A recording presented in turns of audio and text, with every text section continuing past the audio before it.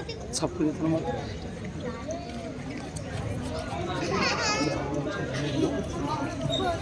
الله الرحمن الرحيم.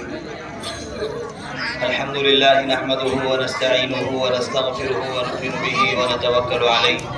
ونعوذ بالله من شرور أنفسنا ومن سيئات أعمالنا. من يهده الله فلا مضل له ومن يضلله فلا هادي له. ونشهد أن لا إله إلا الله وحده لا شريك له ونشهد أن سيدنا ومولانا محمدا عبده ورسوله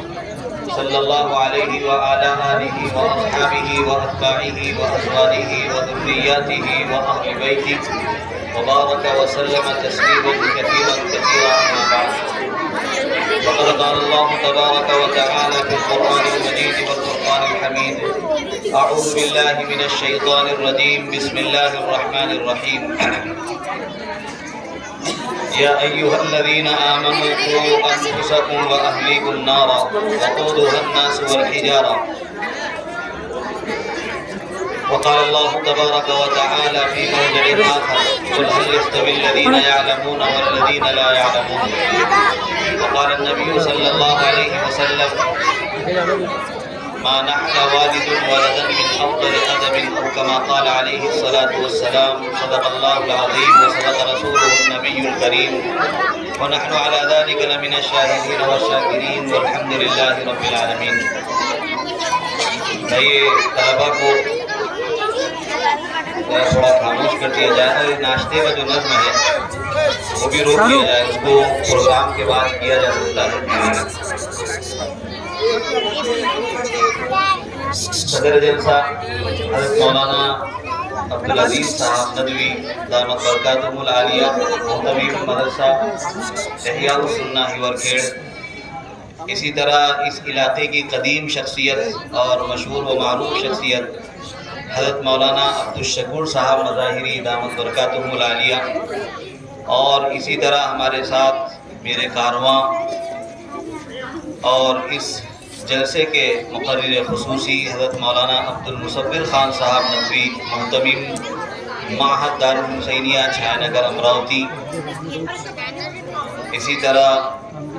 اسٹیج پر تشریف فرما مختلف علاقوں سے تشریف لائے ہوئے ائمہ، مفتیانان کرام، ائمہ اعظام اور اہلیان ہیورکھیڑ، السلام علیکم ورحمۃ اللہ وبرکاتہ. بہت دیر سے ہم اور آپ طلباء اور طالبات کا پروگرام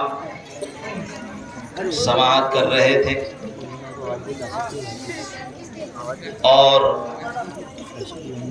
جب ہم سن رہے تھے تو غور و فکر کے زاویے بھی آہستہ آہستہ کھل رہے تھے کہ ایک طرف فضائی طاقتیں ہیں، ایک طرف باطل ہے جو اسلام کو اور اسلام کے ماننے والوں کو اور اسلام سے جڑی ہوئی تمام اسلامی تشخصات کو مٹانے کی کوشش کر رہا ہے، اور رات دن اس کی تقویٰ ہے، محنتیں ہیں. وہیں پر پورے ہندوستان ہی میں نہیں بلکہ بر صغیر میں یہ چھوٹے چھوٹے مکاتب، مدرسے ہمیں نظر آتے ہیں، اور جب ان کی زبانوں سے ہم اللہ اور اس کے رسول کی بات کو سنتے ہیں، حجاب سے متعلق، سیرت سے متعلق اور اسی طرح توحید سے متعلق، تو ایسا محسوس ہوتا ہے کہ شب تاریک میں ایک قندیل رہبانی کا کام ہمارے ہاں ہو رہا ہے. الحمدللہ ہم مولانا شہزاد صاحب ندوی کو بہت ہی دل کی گہرائیوں سے مبارکباد دیتے ہیں کہ بہت اچھے انداز میں اپنے طلباء اور طالبات کو انہوں نے سنوارا ہے اور بنایا ہے اور نکھارا ہے. اللہ مزید اس میں ترقی عطا فرمائے، دین دوگنی رات چوگنی ترقی نصیب فرمائے۔ میرے عزیزو، اللہ تعالیٰ نے اس دنیا میں انسان کو بے شمار نعمتوں سے نوازا ہے۔ اتنی نعمتیں اللہ تعالیٰ نے اس کو میسر کی ہے، دی ہے، کہ اگر ان سب کا وہ احاطہ کرنا چاہے تو احاطہ نہیں کر سکتا ہے۔ وَإِن تَعُدُّوا نِعْمَةَ اللَّهِ لَا تُحْصُوهَا، اگر تم اللہ کی نعمتوں کو شمار کرنا چاہو تو شمار نہیں کر سکتے۔ اللہ کی نعمتیں ہم اور آپ ہر آئے دن دیکھتے رہتے ہیں۔ ہمارا پورا جسم اللہ رب العزت کی ایک بہت بڑی نعمت ہے، ایک چھوٹی کائنات ہے جس پر ہم سب کو اللہ تعالیٰ کا شکر گزار ہونا چاہیے۔ اسی طرح اللہ تعالیٰ نے اولاد بطور نعمت کے انسان کو عطا فرمائی ہے، اور اسی طرح مال بھی اللہ تعالیٰ نے انسان کو بطور نعمت کے عطا فرمایا ہے، اور ان دونوں چیزوں کو اللہ تعالیٰ نے آزمائش کا ذریعہ بھی قرار دیا ہے۔ قرآن کہتا ہے انما اموالکم و اولادکم فتنہ، بے شک تمہارا مال اور تمہاری اولاد تمہارے لیے آزمائش کا ذریعہ ہے، آزمائش کا سبب ہے۔ ان دونوں چیزوں کے ذریعے سے آپ کو آزمایا جائے گا، اولاد کے ذریعے سے بھی آزمایا جائے گا اور مال کے ذریعے سے بھی آزمایا جائے گا۔ ہم اور آپ جانتے ہیں کہ ہر ایک شخص کے اندر اولاد کی تمنا ہوتی ہے۔ ہر شخص عقد کرتا ہے، شادی کرتا ہے، تو اس کے بعد اس کے دل و دماغ کے اندر یہ خیال اس کے دماغ کی خلیوں کے اندر آتا ہے کہ اس کے گھر اولاد ہو۔ جہاں انسان اولاد کی تمنا کرتا ہے وہیں پر حیوانات کے اندر بھی اولاد کی تمنا پائی جاتی ہے۔ وہ بھی اولاد کی تمنا کرتے ہیں اور ان کے گھروں میں بھی اولاد پیدا ہوتی ہے، لیکن تربیت کا نظم و نسق جو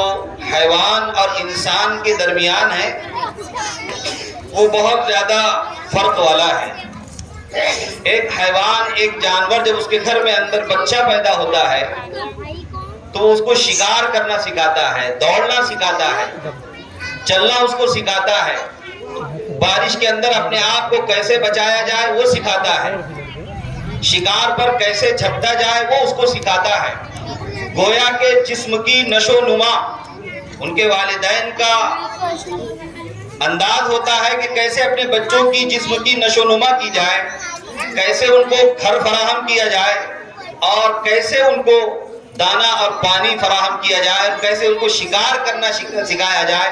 اور ان سے زیادہ طاقتور کوئی جانور اگر ان پر حملہ کرے تو کیسے ان سے بچا جائے، کیسے اپنے آپ کا تحفظ کیا جائے۔ جانور یہ کام کرتے ہیں، وہاں پر جسم کی نشو نما ہے، روحانیت کا کوئی تصور ان کے ہاں نہیں ہے کہ بھئی روحانیت کو بھی سنوارا جا رہا ہے، روح کو بھی سنوارا جا رہا ہے، اسپرٹ کو بھی بنایا جا رہا ہے، وہاں اس کا تصور ان کے ہاں نہیں ہے، ان کی دنیا ہی الگ ہے۔ لیکن انسان جہاں اپنے بچوں کی جسم کی نشو نما کرتا ہے اور ان کے لیے کھانے دانے اور پانی کا پورا نظم و نسق کرتا ہے، گھرنے کے لیے رہنے کے لیے ان کو چھت فراہم کرتا ہے، ان تمام چیزوں کے ساتھ ساتھ وہ روحانیت کے اسباب بھی ان کو مہیا کرتا ہے۔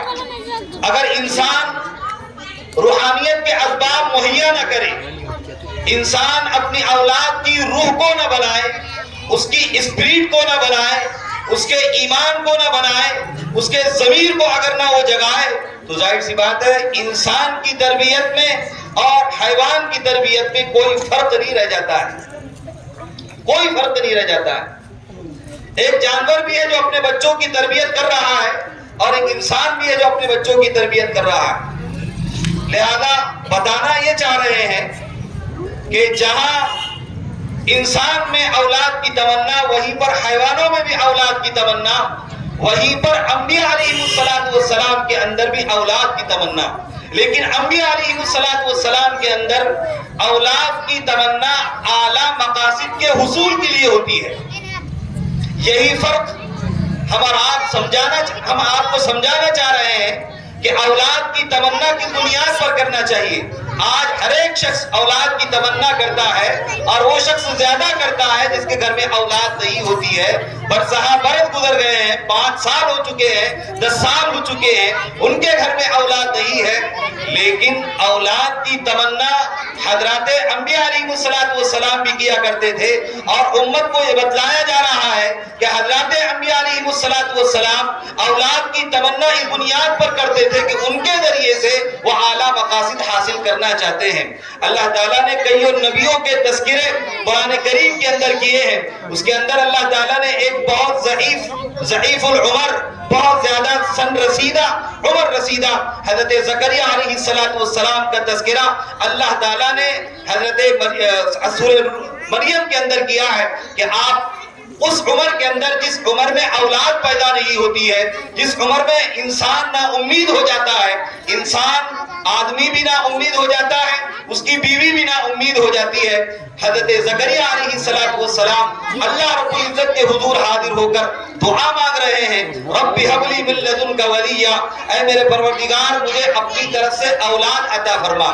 یہ تو میرا اور آپ کا بھی معاملہ ہوا کہ آپ بھی اولاد مانگ رہے ہیں، نبی بھی اولاد مانگ رہا ہے، لیکن نبی کے اولاد مانگنے میں فرق ہے۔ وہ کہہ رہا ہے یرثنی و یرث من آل یعقوب، جو میرا بھی وارث ہو اور آل یعقوب کا بھی وارث ہو۔ ہمارے ہاں اولاد پیدا ہوتی ہے تو کہتے ہیں کہ اتنی بڑی پراپرٹی، اتنی بڑی جائیداد، اتنا بڑا باغیچہ اور اتنے بڑے پلاٹس، ان کا وارث کون ہوگا، ان کا ذمہ دار میرے جانے کے بعد کون بنے گا؟ ہمارے ہاں یہ فکر ہوتی ہے۔ حضرت انبیاء علیہ السلام کے ہاں فکر اس بات کی ہوتی ہے جو پیغام ربانی میں اس دنیا کے اندر لے کر آیا ہوں، جو اسلام کا پیغام اور اسلام کی تعلیمات میں جو دنیا کے اندر لے کر آیا ہوں، اس کو آگے چلتا رہنا چاہیے، اس کو آگے بڑھتے رہنا چاہیے، لہذا اس کے لیے اولاد کی تمنا وہ کیا کرتے تھے۔ تو حضرت زکریا علیہ السلام کے دعا کے اندر یہ تذکرہ ملتا ہے کہ یرثنی و یرث من آل یعقوب، کہ وہ میرا بھی وارث ہو اور آل یعقوب کا بھی وارث ہو۔ جب اعلیٰ مقاصد سامنے ہوتے ہیں اور اعلیٰ مقاصد کا حصول سامنے ہوتا ہے اور صحیح دعائیں ہوتی ہیں تو اللہ رب العزت ان کے حضور اور اللہ رب العزت ان کے گھر ایسی اولاد عطا فرماتے ہیں۔ اللہ تعالیٰ نے حضرت زکریا علیہ السلام کے گھر میں حضرت یحییٰ کو عطا فرمایا،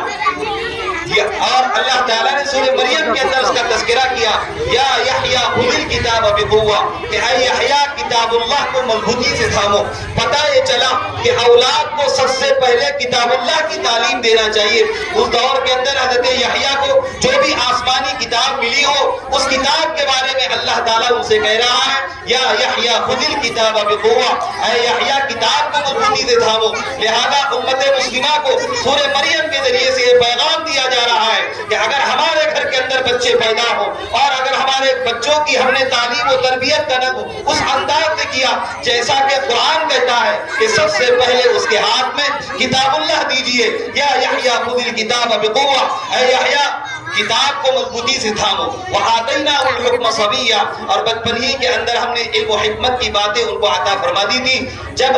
ماں باپ اپنے اولاد کے سلسلے میں دعائیں صحیح کرتے ہیں اور ان کے جذبات صحیح ہوتے ہیں اور ان کی دعاؤں کے اندر صالحیت کا اور صلاحیت کا مادہ پایا جاتا ہے تو اللہ تعالیٰ ان کے گھر کے اندر ایسی اولاد عطا فرماتے ہیں کہ ان کی روحانی ترقی کا سامان خود اللہ رب العزت فراہم کر دیتے ہیں۔ اللہ تعالیٰ حضرت یحییٰ کی صفت بیان کر رہے ہیں، وَحَنَانًا مِّن لَدُنَّا، وہ ہماری طرف سے بڑا نرم دل،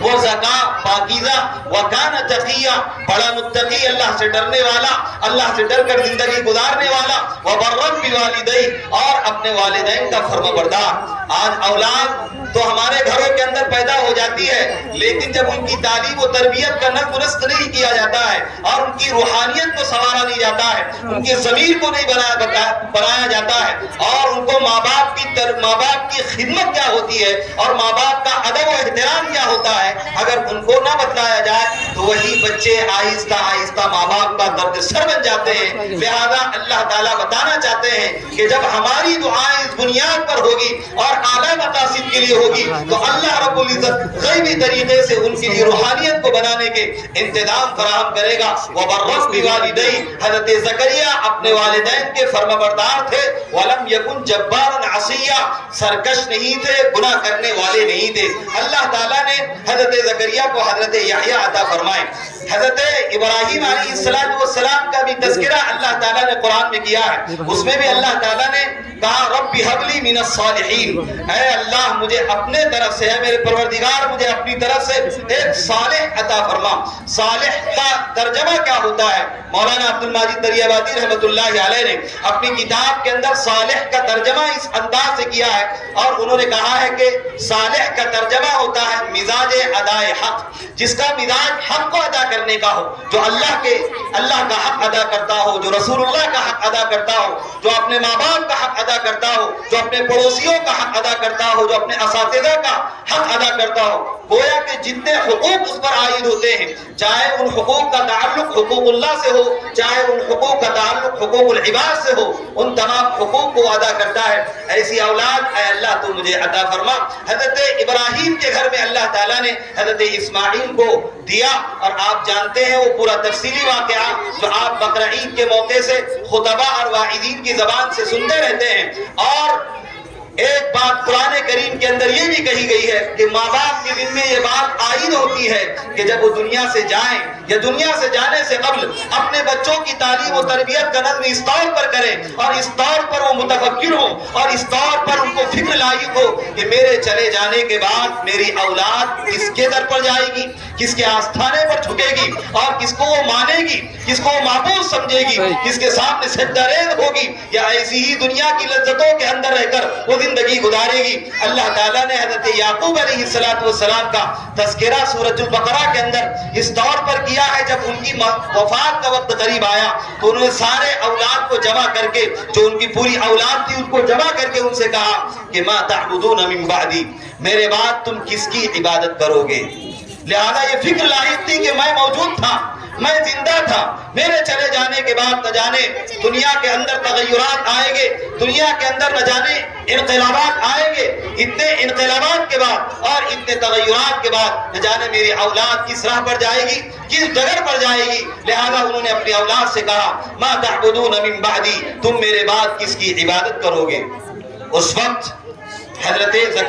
یعقوب علیہ السلام کی اولاد نے کہا تھا، اور ان کی اولاد کی تربیت حضرت یعقوب نے اس انداز سے کی تھی۔ انہوں نے کہا قالوا نعبد الہک و الہ آبائک ابراہیم و اسماعیل و اسحاق الہ واحدا ونحن له مسلمون، کہ ابا جان ہم آپ کے معبود اور ہمارے جد اجداد حضرت ابراہیم، اسحاق اور یعقوب اور ان کا جو معبود ہے، ایک معبود، ایک خدا، ہم اس کی عبادت کریں گے اور اسی کے اطاعت گزار بنیں گے، اسی کی اطاعت کریں گے۔ لہذا یہ بات قرآن کریم کی ہمیں بتلاتی ہے کہ حضرات انبیاء علیہ السلام کو بھی اپنی اولاد کے تعلق سے فکر ہوتی تھی کہ میرے چلے جانے کے بعد میری اولاد کس کی عبادت کرے گی، اس دنیا کے اندر وہ کیسے زندگی گزارے گی، اس دنیا کے اندر وہ کیسے رہے گی۔ لہذا میں نے قرآن کریم کی ایک آیت آپ حضرات کے سامنے تلاوت کی ہے۔ اہل ایمان سے، ان کی اولاد کے تعلق سے، اور ان کے اہل خانہ کے تعلق سے، اور ان کے فیملی کے تعلق سے، اور ان کے خاندان والوں کے تعلق سے قرآن کہتا ہے یا ایھا الذین آمنوا قوا انفسکم واہلیکم نارا، اے ایمان والو اپنے آپ کو اور اپنے اہل و عیال کو جہنم کی اس آگ سے بچاؤ، وقودھا الناس والحجارہ، جس کا ایندھن انسان اور پتھر ہوگے۔ جیسے ہمارے ہاں چولہے کے اندر لکڑیاں ڈالی جاتی ہیں، کاغذ ڈالے جاتے ہیں، کل قیامت کے دن اللہ رب العزت جہنم کو دہکانے کے لیے اور جہنم کے اندر آگ کو بھڑکانے کے لیے اللہ تعالیٰ وہاں پر پتھروں کو اور انسانوں کو اس کے اندر داخل کرے گا۔ تو اللہ تعالیٰ نے کہا، جب یہ آیت کریمہ نازل ہوئی تو حضرت عمر بن خطاب رضی اللہ تعالیٰ عنہ اللہ کے نبی صلی اللہ علیہ وسلم کی خدمت میں حاضر ہوئے، اور انہوں نے عرض کیا یا رسول اللہ، ہم اپنے آپ کو اور اپنے اہل خانہ کو جہنم کی آگ سے کیسے بچائیں؟ تو اللہ کے نبی صلی اللہ علیہ وسلم نے ان سے کہا کہ جن باتوں کا حکم اللہ رب العزت نے تمہیں دے دیا ہے ان باتوں کا حکم تم انہیں دے دو۔ اللہ رب العزت نے جن باتوں سے تمہیں منع کیا ہے، جن نواہی سے تمہیں بچنے کے لیے کہا ہے، جن باتوں سے اللہ اور اس کے رسول ناراض ہوتے ہیں، ان باتوں سے تم ان کو روک دو۔ یہ گویا کہ اللہ کی اطاعت کا حکم دے دینا، اللہ کے اوامر کا اور اللہ کے احکام کا حکم دے دینا اور اللہ کے نواہی سے ان کو روک دینا، گویا کہ اپنی اولاد کو جہنم سے اور اپنے اہل خانہ کو جہنم کی آگ سے بچانے کے مترادف ہے۔ میرے عزیزو، یہی وجہ ہے کہ اللہ کے نبی صلی اللہ علیہ وسلم نے ارشاد فرمایا مروا اولادکم بالصلاۃ وهم ابناء 7 سنین، کہ اپنی اولاد کو نماز کا حکم کرو اس حال میں کہ وہ 7 سال کے ہوں۔ نماز کا حکم کرنا ہے 7 سال میں۔ اب اگر والدین ہی نماز نہ پڑھے، والدین ہی اطاعت شعار نہ ہو، والدین ہی اللہ کے رسول صلی اللہ علیہ وسلم کے فرمودات پر اور منقولات پر عمل نہ کرتے ہو، اللہ کے نبی صلی اللہ علیہ وسلم کے طریقے کے مطابق زندگی نہ گزارتے ہو، آج ہمیں یہ شکایت رہتی ہے کہ ہماری اولاد سنتی نہیں ہے۔ میرے عزیزو، اولاد سنتی نہیں ہے، اولاد دیکھتی ہے۔ میرا باپ کیا کر رہا ہے، میری ماں کیا کر رہی ہے، میرے باپ کا کردار کیا ہے، میری ماں کا کردار کیا ہے، میرے خاندان والوں کا کردار کیا ہے۔ بچے وہ دیکھتے ہیں، اس کو اخذ کرتے ہیں اور اس طرح کی وہ زندگی گزارنا شروع کرتے ہیں۔ لہذا والدین کے ذمے بھی ضروری ہے کہ وہ اپنے آپ کو بھی بنائیں۔ اگر وہ چاہتے ہیں کہ ہمارے بچے مرتد ہونے سے بچے، ہمارے بچے اسلام کے مطابق زندگی گزارے، ہمارے بچے رسول اللہ صلی اللہ علیہ وسلم کی محبت میں زندگی گزارے، تو ان کے لیے ضروری ہے کہ وہ خود سب سے پہلے عمل پیرا ہو۔ یہی وجہ ہے کہ اللہ کے نبی صلی اللہ علیہ وسلم نے کہا مروا اولادکم بالصلاۃ وهم ابناء 7 سنین، کہ اپنی اولاد کو نماز کا حکم کرو اس حال میں کہ وہ 7 سال کے ہو۔ وَضْرِبُوهُمْ عَلَيْهَا وَهُمْ أَبْنَاءُ 10 سِنِينَ، اور نماز کے ترک کرنے پر ان کو مارو اس حال میں کہ وہ 10 سال کے ہوں۔ یہی وجہ ہے کہ اللہ کے نبی صلی اللہ علیہ وسلم نے کہا مَا نَحَلَ وَالِدٌ وَلَدًا مِنْ أَفْضَلِ أَدَبٍ، کوئی بھی باپ اپنی اولاد کو حسن تعلیم سے، اچھی تعلیم سے بہتر کوئی تحفہ نہیں دے سکتا ہے۔ ہماری اولاد ضد کرے ہم موبائل دے دیں، ہماری اولاد ضد کرے ہم عالیشان گاڑی دے دیں، ہماری اولاد ضد کرے عالیشان بنگلہ ان کے لیے بنا دے، ہماری اولاد ضد کرے عمدہ اور لذیذ کھانوں کے کھانے کا، ہم ان کی تمناؤں کو اور ان کی آرزوؤں کو پورا کرے۔ میرے عزیزو، یہ افضل تحفہ نہیں ہے۔ جناب رسول اللہ صلی اللہ علیہ وسلم کہہ رہے ہیں ما نعل والد ولدا من افضل ادب، کہ سب سے بہترین تحفہ جو ماں باپ اپنے اولاد کو دیتے ہیں وہ اچھی تعلیم ہے، بہترین تعلیم ہے۔ وہ تعلیم کون سی ہے؟ وہ تعلیم ہے جو انسان کو اللہ سے جوڑتی ہے، جو مخلوق کو خالق سے جوڑتی ہے، اور یہ تعلیم آپ کو مکاتب کے اندر ملے گی اور یہ تعلیم آپ کو مدارس کے اندر ملے گی۔ مکاتب کا یہ جو نظام چل رہا ہے یہ کوئی آج کل کا نظام نہیں ہے، بہت پرانا اور قدیم نظام ہے۔ اللہ کے نبی صلی اللہ علیہ وسلم کے دور سے یہ نظام چل رہا ہے۔ یہ الگ بات ہے کہ شکلیں بدل چکی ہے، ادوار کے اعتبار سے اس کی شکلیں مختلف ہو چکی ہے، لیکن سب سے پہلا مکتب مسجد نبوی کے اندر اللہ کے نبی صلی اللہ علیہ وسلم نے مسلمانوں کے بچوں کے تعلیم کے لیے قائم کیا تھا۔ اس وقت جب بدر کے قیدی اللہ کے نبی صلی اللہ علیہ وسلم نے پکڑ کر مسجد نبوی کے ستونوں سے ان کو باندھا اور اعلان کیا کہ جن کے پاس سرمایہ ہے، جن کے پاس پیسہ ہے، وہ پیسہ دے کر، سرمایہ دے کر، فدیہ دے کر اپنی جان چھڑا لے، اور جن کے پاس پیسہ نہیں ہے وہ ہمارے مسلمان کے 10 بچوں کو پڑھا دے۔ ایک شخص 10 بچوں کو پڑھائے۔ آپ صلی اللہ علیہ وسلم نے یہ نہیں دیکھا کہ تعلیم دینے والے کون ہیں، بلکہ اللہ کے نبی صلی اللہ علیہ وسلم نے اس واقعے سے اس بات کی اہمیت دلائی ہے کہ تعلیم کتنی اہمیت والی ہے، کہ کلمۃ الحکمہ، حکمت کی بات، تعلیم کی بات جو ہے یہ ضالۃ المؤمن، مومن کا گمشدہ سرمایہ ہے۔ حیث وجدہا فہو احق بہا، جہاں کہیں وہ اس کو پائے اس کو حاصل کر لینا چاہیے۔ مصعب بن عمیر رضی اللہ تعالی اپنے بیٹے کو نصیحت کرتے ہیں اور نصیحت میں یہ بات عرض کرتے ہیں بیٹا تعلیم حاصل کر، اگر تمہارے پاس مال ہے تو تعلیم تمہارا زیور ہے، اور اگر تمہارے پاس مال نہیں ہے تو تعلیم علم تمہارا مال ہے۔ اللہ کے نبی صلی اللہ علیہ وسلم نے مال، علم کو بھی مال قرار دیا ہے کہ اس کی بنیاد پر انسان کو مال میسر ہوتا ہے، لیکن میرے عزیزو یہ بات کے ادوار میں جو علم کی تقسیم ہوئی ہے اس بنیاد پر لوگوں کے اخلاقیات کے اندر اور لوگوں کے سوچنے اور سمجھنے کے اندر فرق آیا ہے۔ لہذا ضرورت اس بات کی ہے کہ ہم اپنے بچوں کی تعلیم و تربیت کا نظم کریں۔ حضرت عمر فاروق رضی اللہ تعالی عنہ کے دور خلافت میں بھی یہ پورا سلسلہ چلتا رہا، اور یہ سلسلہ اس طور پر چلا کہ حضرت عمر بن خطاب رضی اللہ تعالی عنہ مکاتب کا نظام قائم کرتے اپنے دور حکومت میں، اور وہاں پر معلمین کو طے کرتے، ان کے وظائف طے کرتے، ان کی تنخواہیں طے کرتے اور ان کی تنخواہ دے کر مسلمانوں کے بچوں کی تعلیم و تربیت کا رنگ کرتے۔ امام حسن بصری رحمۃ اللہ علیہ بچپن کی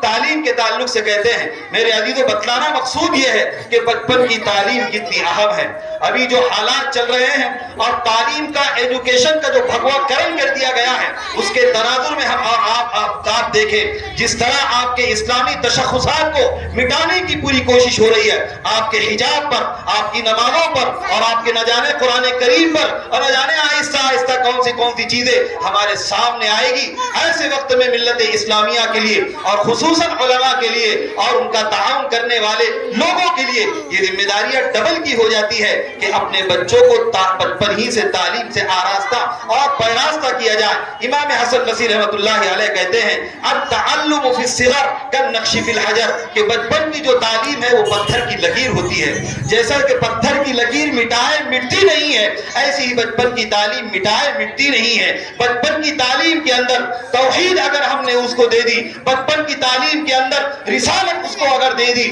تو بچپن کی تعلیم کے اندر اگر ہم نے اس کو یہ سکھلا دیا کہ ایک اللہ ہے، اس کی عبادت کی جاتی ہے، اس کے علاوہ کسی اور کے سامنے سجدہ نہیں کیا جا سکتا ہے، کسی کے آستھانے پر اپنے پیشانی کو جھکایا نہیں جا سکتا ہے، وہ جب اس کے دل و دماغ کے اندر بیٹھے گی، ظاہر سی بات وہ پتھر کی لکیر ہوگی۔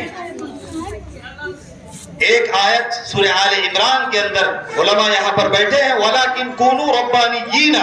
لیکن تم ربانیین بن جاؤ۔ اس میں حضرت عبداللہ بن عباس رضی اللہ تعالی عنہ ارشاد فرماتے ہیں کہ تعلیم الصغار قبل الکبار، کہ چھوٹوں کو تعلیم دینا بڑوں سے پہلے یہ انتہائی ضروری ہے اور اسی کے اندر یہ آتے ہیں۔ لہذا اسی کے ذیل میں حضرت عبداللہ بن عباس رضی اللہ تعالی عنہ نے کہا کہ مکتب کے اندر تعلیم دینے والا عالم اور مکتب کے اندر تعلیم دینے والا معلم، مکتب کے اندر تعلیم دینے والا استاد، یہ عالم ربانی ہے۔ حضرت بن نوری رحمۃ اللہ علیہ فرماتے ہیں کہ اگر مکتب کی تعلیم نہ ہو تو ہمارے پاس بخاری پڑھنے کے لیے کون آئے گا؟ مولانا حسین احمد بدوی رحمۃ اللہ علیہ ارشاد فرماتے ہیں کہ مکتب کی جو تعلیم ہے یہ ہمارے لیے ریڑھ کی ہڈی کی حیثیت رکھتی ہے۔ جیسے آدمی ریڑھ کی ہڈی کے بغیر نہ اس کا جسم کھڑا رہ سکتا ہے، نہ اس کا سر پر رہ سکتا ہے اور نہ ہی وہ چل سکتا ہے، بلکہ دوسروں کے لیے وہ بوجھ بن جاتا ہے، ایسی ہی یہ تعلیم جو بچپن کی تعلیم ہوتی ہے یہ امت مسلمہ کے بچوں کے لیے ریڑھ کی ہڈی کی حیثیت رکھتی ہے۔ جس شخصیت کی طرف اس مقصد کی نسبت ہے، حضرت مولانا مفکر اسلام حضرت مولانا سید ابو الحسن علی ندوی رحمۃ اللہ علیہ، وہ مکتب کے تعلق سے بڑے ہی فکر مند ہوا کرتے تھے۔ لہذا آج ہمیں بھی فکر مند ہونے کی ضرورت ہے کہ قریہ دیہات شہر گلی ہر جگہ مکتب قائم ہونا چاہیے۔ کوئی معلم یہ نہ سمجھے کہ اگر ایک معلم کے اندر اگر 2 یا 3 مکتب قائم ہو جائے اور وہاں پر 10 طالب علم اپنی تعلیم حاصل کرے تو اس کو اپنا حلیف نہیں سمجھنا چاہیے اور اس کو اپنے خلاف نہیں سمجھنا چاہیے، بلکہ اس کی ہمت افزائی کرنا چاہیے کہ بھائی آپ نے اچھا کام کیا ہے کہ 10 بچوں کی تعلیم و تربیت کا نظم کر لیا ہے۔ میرے عزیزو، ورنہ حالات اتنے سنگین ہیں۔ ایک معصوم سی بچی نے یہاں پر حجاب پر تقریر کی ہے، اہلیان ہیور کھیل کا کام تھا کہ دل کھول کر اتنا تعاون اس کا کرتے اور اتنی ہمت افزائی اس کی کرتے کہ اس کے اندر وہ حوصلے و جذبات اس عمر تک بھی باقی رہتے۔ کہ میں نے بچپن کے اندر ایک تقریر کی تھی جو حجاب پر تھی، اس نے اس بچی کی ترجمانی کر لی جو آج سے کئی دن پہلے کرناٹک کے ایک کالج کے اندر حجاب پر پابندی عائد کی اور اس نے ہزار گدڑوں کے درمیان نعرہ تکبیر بلند کر کے اس بات کا اعلان کر دیا کہ حجاب میرا آئینی حق بھی ہے اور حجاب میرا بنیادی حق بھی ہے اور حجاب میرا اسلام کا بھی حق ہے، لہذا میں حجاب کروں گی، پردہ کروں گی۔ یہی وجہ ہے کہ حضرت مولانا مفکر اسلام حضرت مولانا سید ابو الحسن علی ندوی رحمۃ اللہ علیہ نے اس وقت کہا تھا جب یو پی کی حکومت نے اعلان کیا تھا کہ ہر اسکول کے اندر، ہر مدرسے کے اندر وندے ماترم کہنا ضروری اور لازمی ہے، آپ کے اندر بے چینی پیدا ہوئی، آپ ماہی بھی آپ کی طرح تڑپنے لگے کہ اگر ہمارے بچے وندے ماترم پڑھنے لگے، اس لیے کہ وندے ماترم کا تعلق ہمارے عقیدہ توحید سے ٹکراتا ہے۔ ہم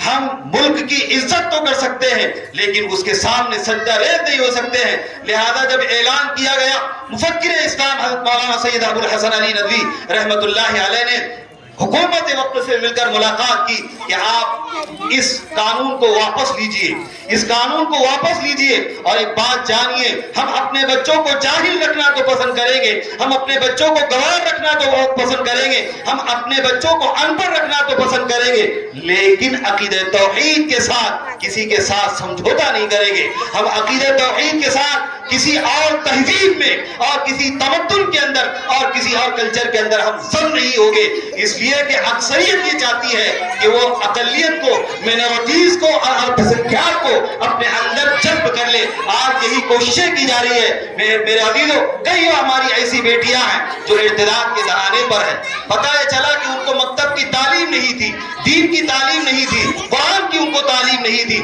اگر تعلیم ہوتی تو یہ بات جانتی سورۃ البقرہ کی آیت کہ کسی مومن مرد کے لیے اجازت نہیں ہے کہ کسی غیر مسلم سے وہ شادی کرے, اور کسی مومن عورت کے لیے اجازت نہیں ہے کسی غیر مسلم سے وہ شادی کرے. یہ قرآن کی تعلیم جب اس کو بچپن کے اندر دی جاتی اور اس کو سنوارا جاتا اور بنایا جاتا تو آج ہماری بیٹیاں اغیار کے ساتھ نہ جاتی. یہی وجہ ہے کہ ان کو تعلیم نہ ہونے کی وجہ سے, قرآن کی تعلیم نہ ہونے کی وجہ سے, احادیث کی تعلیم نہ ہونے کی وجہ سے بڑے بڑے اسکولوں کے اندر, بڑے بڑے کالجوں کے اندر, یونیورسٹیوں کے اندر ہم نے ان کو پڑھا لیا.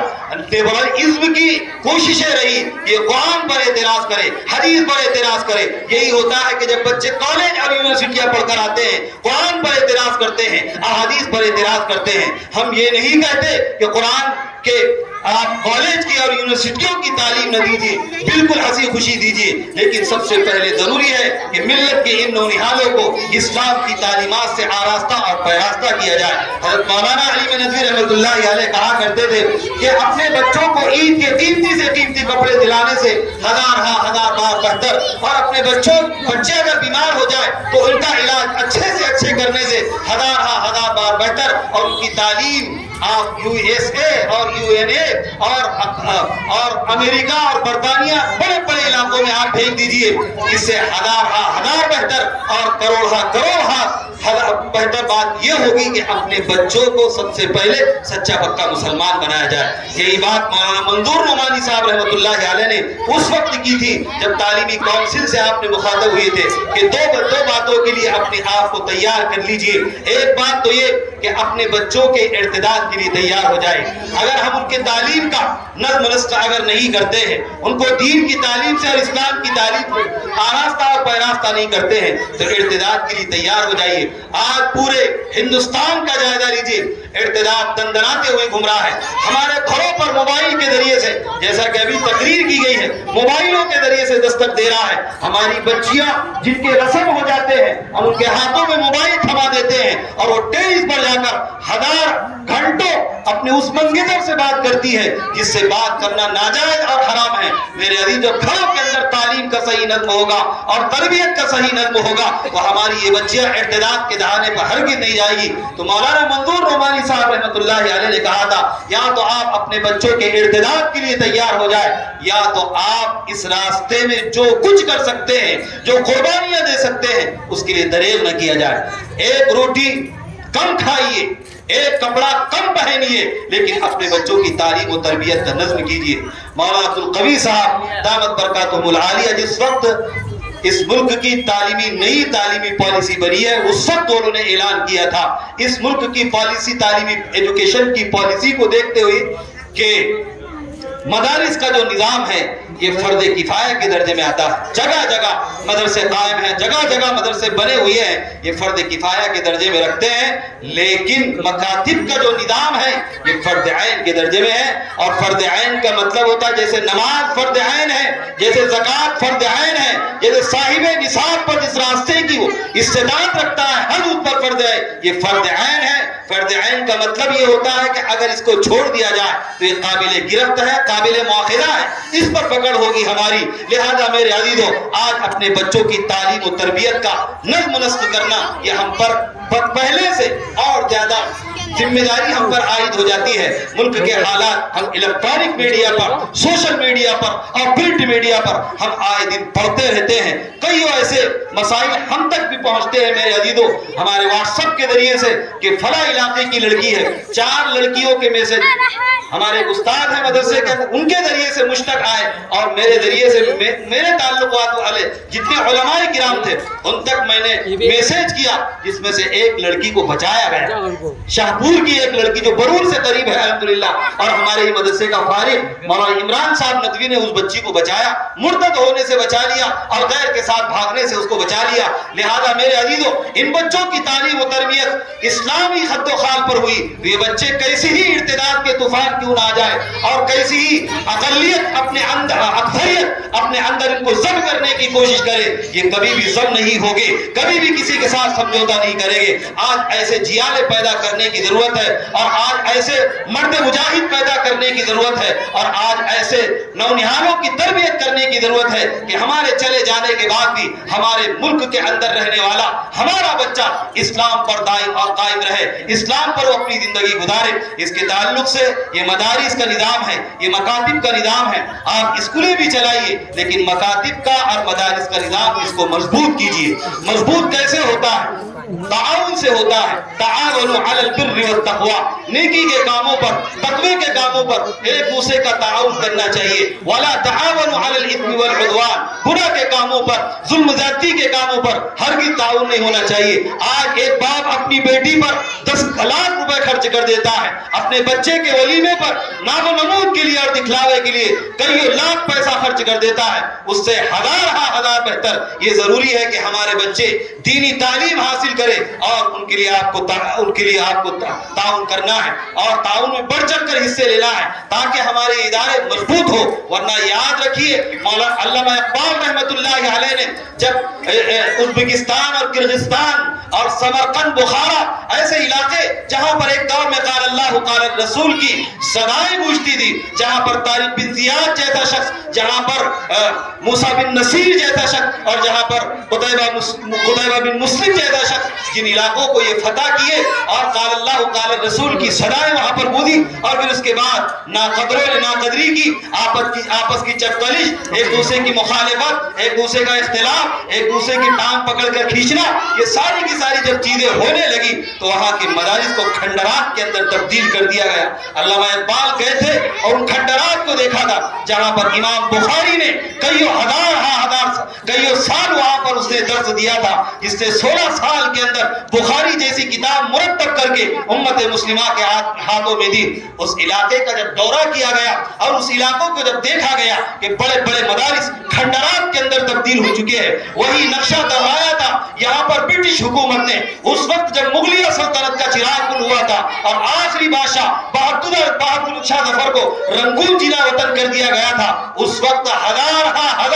مدارس پر بلڈوزر چلائے گئے اور کئیوں قرآن کریم کے اوراق کو جلایا گیا۔ لیکن میرے عزیزو اس امت کا امتیاز رہا ہے کہ اگر ایک طرف ڈوبتی ہے تو دوسری طرف نکل جاتی ہے، لیکن اللہ تعالیٰ نے ان لوگوں کی نافعیت کو بھی اس دنیا کے اندر برقرار رکھا ہے جن کے اندر نافعیت کا مادہ ہوتا ہے۔ فَأَمَّا الزَّبَدُ فَيَذْهَبُ جُفَاءً، جو جہاز ہوتا ہے وہ اڑ کر چلا جاتا ہے، وَأَمَّا مَا يَنفَعُ النَّاسَ فَيَمْكُثُ فِي الْأَرْضِ، اور جو چیزیں لوگوں کے لیے نفع بخش ہوتی ہے وہ زمین میں ٹھہری رہتی ہے۔ سمرقند بخارا اور ازبکستان اور کرغزستان کے اندر یہ چیزیں ختم ہو چکی تھی، امت مسلمہ سے نافعیت کا مادہ ختم ہو چکا تھا۔ علامہ اقبال نے جب ان کھنڈرات کا دورہ کیا، وہاں کے مدارس کا دورہ کیا، وہاں کی لائبریریاں اپنے آنکھوں سے دیکھی، یورپ کے اندر گئے اور اپنی کتابوں سے اپنی کتابوں کو، اپنے آباء و اجداد کی کتابیں اپنے آنکھوں سے دیکھی اور اپنے علاقے میں جب واپس آئے تو ایک بات امت مسلمہ کے گوشے گزار کر دی کہ ان مکاتب کو اور ان مدارس کو اسی حال میں رہنے دیجیے، اس کے اندر کسی طرح کی قطع و برید مت کیجیے، اس کے اندر کسی طرح کی مداخلت مت کیجیے، ورنہ میں سمرقند گیا ہوں، ورنہ میں بخارا گیا ہوں، ازبکستان، کرغزستان اور ترکمانستان اتنے علاقے میں گھوم کر آیا ہوں، وہاں کے مدارس کو میں نے دیکھا وہ کھنڈرات کے اندر تبدیل ہو چکے ہیں، وہاں پر آج قال اللہ قال الرسول کی صدا کوئی گونجنے والا اور بولنے والا آج موجود نہیں ہے۔ امت مسلمہ کو اور خصوصاً بر صغیر کے اور اس سے بھی خصوصاً ملک ہندوستان کے مسلمانوں کو اللہ تعالیٰ نے آج بھی ایک موقع دیا ہے کہ قدردانی کر لے، فائدہ اٹھا لے، استفادہ کر لے، نافعیت کو ثابت کر دے۔ میرے عزیزو اس امت کا کوئی بھی بال باقا نہیں کر سکتا ہے۔ آپ کے بچے مکتب کے اندر تعلیم حاصل کر لیں گے. لہذا ضرورت اس بات کی ہے مکاتب کے اساتذہ سے بھی یہی کوشش گزار کریں میں ہمارے اکابر علماء کی نگرانی کے اندر کہ 3 چیزوں کی تعلیم اپنے بچوں کو ضرور دے دیجئے. ماں باپ کے ذمے بھی یہ چیز عائد ہوتی ہے اور اساتذہ کرام جو مکاتب کے اندر پڑھا رہے ہیں ان کے بھی ذمے یہ چیز عائد ہوتی ہے. سب سے پہلی چیز توحید. آخری بات کر کے اپنی بات مکمل کر دوں گا. سب سے پہلی چیز توحید دے دیجئے. توحید کا مطلب ہوتا ہے اللہ ایک ہے، اس کے علاوہ کوئی معبود نہیں. ہماری پیشانیاں، ہمارے سجدے، ہمارا جسم، ہمارا مال سب اللہ رب العزت کے سامنے جھکے گا اور اس کے دین پر لگے گا، اور اس نے جو دین اور جو قرآن ہم کو دیا ہے اس پر لگے گا، اس کے علاوہ کسی اور چیز پر نہیں لگے گا. اکثریت اگر ہمیں ضم کرنا چاہے گی، ہمارے بچوں کو کہا جائے گا کہ درگا کے سامنے، گنپتی کے سامنے اور منوسمرتی کے سامنے آپ کو جھکنا ہے، اس کے قانون کو اور اس کے کانسٹیٹیوشن کو اور اس کے سنویدھان کو قبول کرنا ہے. یہ بچہ اپنی جان تو دے دے گا لیکن یہ کہے گا کہ میں اس کے سامنے جھک نہیں سکتا. بچوں کو وہ تعلیم دے دیجئے. سب سے پہلی تعلیم توحید کی دے دیجئے، اللہ ایک ہے، اس کے علاوہ کوئی معبود نہیں. دوسری تعلیم رسالت کی دے دیجئے. رسالت کا مطلب یہ ہوتا ہے جناب محمد رسول اللہ صلی اللہ علیہ وسلم کی محبت. آج ہر آئے دن اللہ کے نبی صلی اللہ علیہ وسلم کی شان میں گستاخیاں ہوتی ہے. ہمارے بچوں کو نبی کریم صلی اللہ علیہ